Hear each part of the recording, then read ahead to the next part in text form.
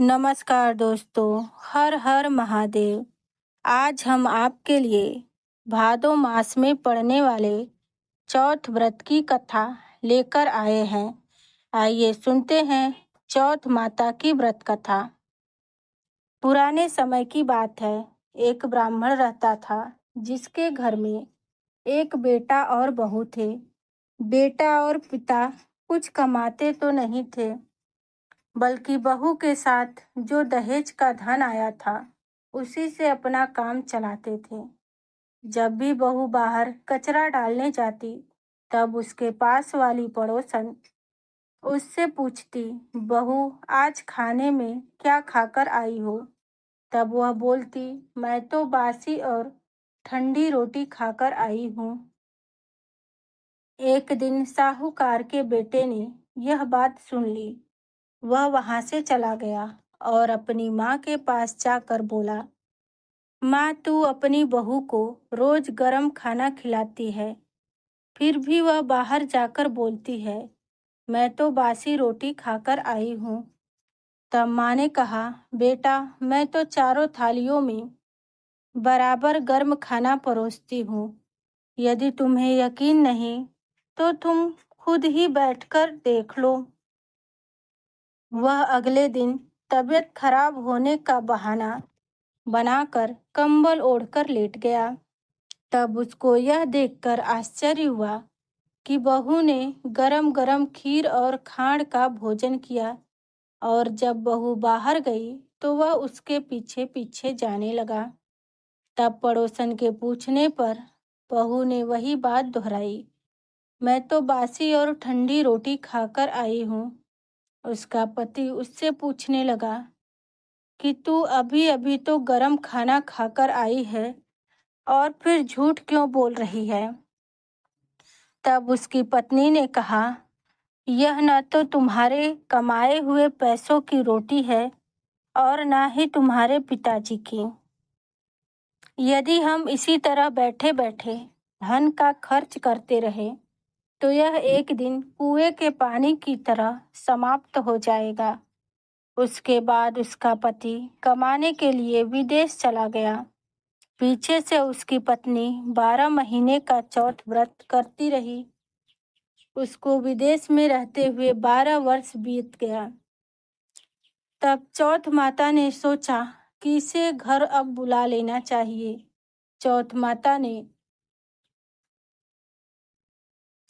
लड़के के सपने में जाकर बोला, तू अब घर चला जा, तेरी पत्नी तुझे बहुत याद करती है। वह बोला, मैं घर कैसे चला जाऊं? मेरा यहाँ इतना बड़ा कारोबार फैला हुआ है। तब चौथ माता ने कहा, तू सुबह एक दीपक जलाकर चौथ माता का नाम लेकर बैठ जाना। जिनके पैसे बकाए हैं वह दे जाएंगे और लेने वाले ले जाएंगे। लड़के ने वैसा ही किया। उसका सारा काम एक ही दिन में निपट गया।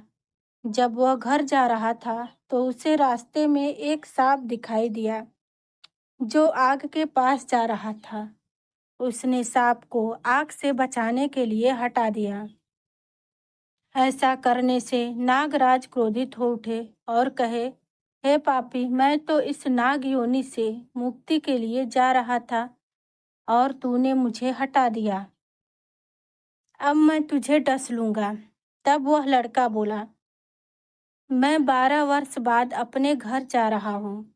आप मुझे अवश्य ही डस लीजिएगा, किंतु आज मुझे अपने घर वालों से मिलने दीजिए।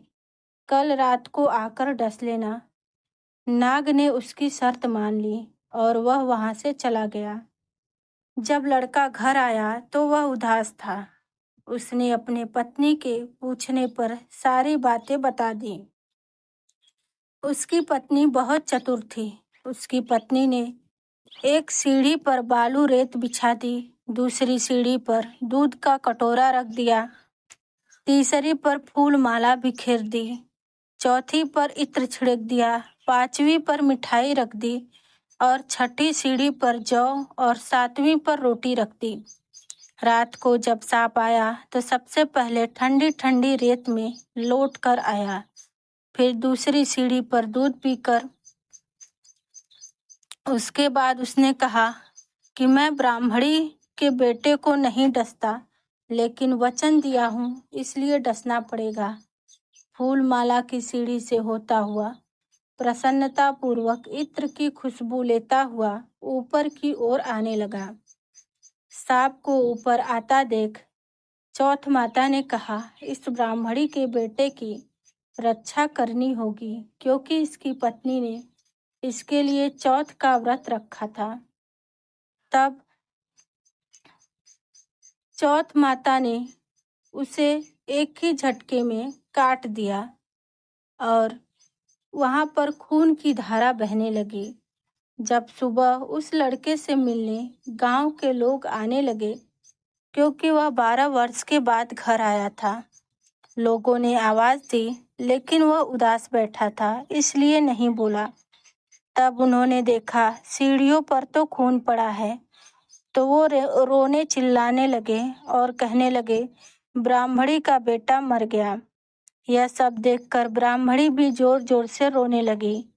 आवाज सुनकर उसका बेटा नीचे आया और कहा, माँ, मैं मरा नहीं हूँ। यह जो सांप मुझे डसने आया था वह मरा है। यह सब देखकर उसकी पत्नी भी प्रसन्न हो गई कि मेरे पति के प्राण बच गए। उसने चौथ माता को धन्यवाद दिया और कहा, यह तो चौथ माता ने मेरे व्रत करने का फल दिया है। चौथ माता जैसा फल ब्राह्मणी के बेटी को दिया, वैसा ही फल सभी को देना।